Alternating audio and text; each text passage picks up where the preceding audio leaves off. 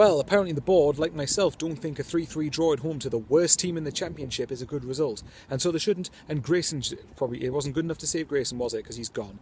And quite frankly, I'm glad of it. I only just turned Grayson out of the weekend, mind. But I'm sorry, I mean, I want to start this off. I want to applaud Simon Grayson for, unlike Derek McInnes and Gary Monk, I can understand why they turned it away, but nevertheless, Simon Grayson had faith he could turn it round. And he could have chose the easy option of staying at Preston, but he didn't. He chose to come to Sunderland. And even though it hasn't worked out, I will applaud him for that, because he was one of the only people brave enough to actually come here and actually give it a chance. Because he saw that we are a big club, probably one of the biggest clubs in the Championship, and saw it as an opportunity. Having said that, I did want him to go, and I only just turned Grayson out of the weekend, but I'm sorry, his tactics are questionable, and I'm sorry, given the fact that I believe he was a defender, or a former defender anyway, the fact that we are conceding a daft amount of stupid goals is pathetic. I'm sorry, the team we've got on paper, and I know games aren't won on paper, I know that, but at the same time, the squad we've got should not be struggling this much in the Championship. The Championship is a competitive league, but it's a shit league. And I firmly believe if Sunderland cut out the stupid mistakes at the back, we'd win games. We've got the players to score goals. I mean, look at O'Shea's in there, career in the Premier League. Oviedo, career in the Premier League. Of Kone, just over a year ago, was being touted for 18 million. And you've got Billy Jones, career in the Premier League. Matthews played in the Champions League. You know, whether it's with Celtic or whoever, it doesn't matter. It's irrelevant. The point is he played there. They should not be conceding as many goals. So, look, I'm quite happy Grayson's gone. The question is, who do you actually bring in?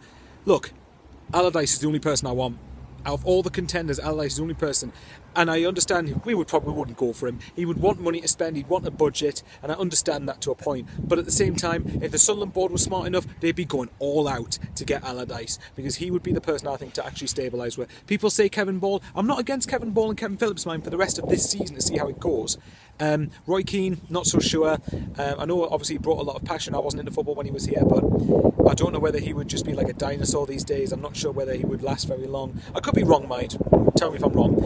Other than that, Allardyce is the only person I want, quite literally. So if I was the Sunderland board, I'd be going all out and do whatever it takes to try and get him. But it won't happen. So, look guys, I love yous and leave yous. I haven't said that in a while, have I? Sunderland 3, Bolton 3, not good enough. I'm sorry, teams like that we should be thrashing and sweeping aside. We haven't got a divine right to, let me make that clear. We have not got a divine right to win these sort of games. What I mean by that is, if this team wanted it 100% and gave 100% application like they should do, we would have enough quality to beat teams in this league. But we haven't applied ourselves. And whatever people think, how poor people perceive that we are, that squad should not be in the bottom 3 in the Championship. End of story. I'll see you later guys, and I'm going to Borough on Sunday. Please, I need to see a win. And a clean sheet for once.